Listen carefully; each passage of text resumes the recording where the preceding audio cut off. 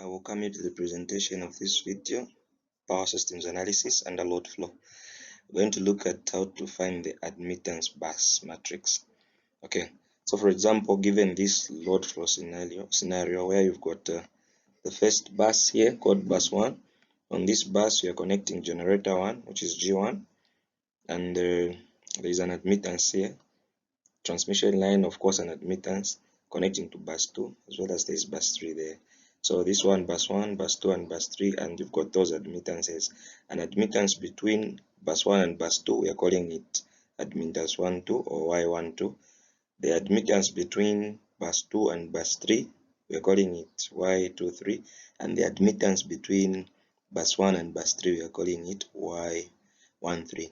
So if you've got those, coming up with a bus admittance matrix, you basically have that.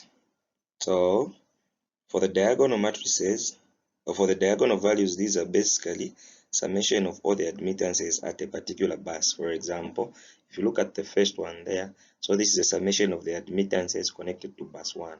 So when you look at bus 1 here, you add all the admittances which are just connected to bus 1. That's where you have this one. This one here is summation of all the admittances connected to bus 2. So at bus 2 here, summation of all the admittances connected there, you've got this one, and you've got that one there.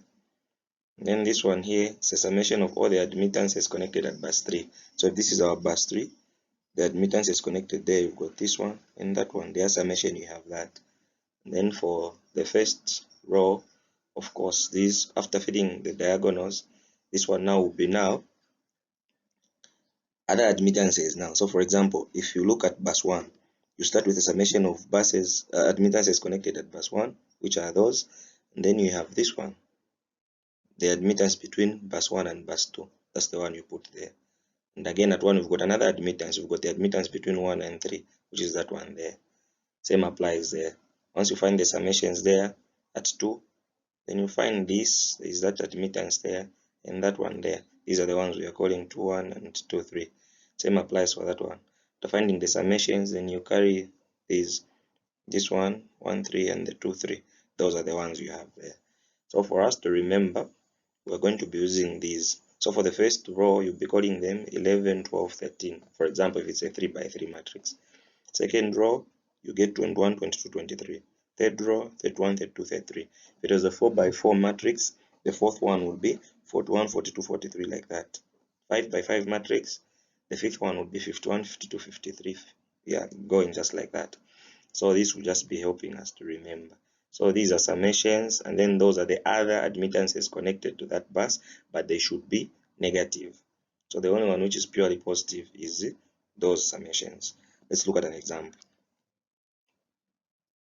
So this one is that. So as an example here, they're saying, given the Y bus model below, determine the Y bus matrix. So we've got 3 buses, bus 1, bus 2, and bus 3, and their admittances there. We've got 4 ohms, 10 ohms, as well as 5 ohms, like that.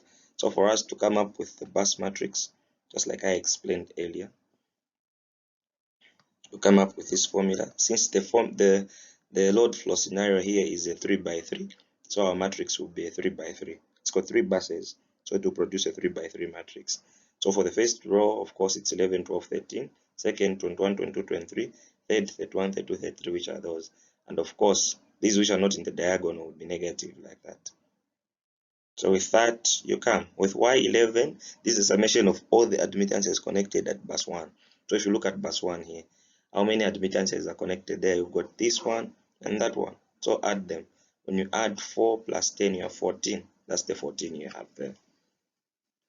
When you come to the other admittances now connected, because we are just at bus 1.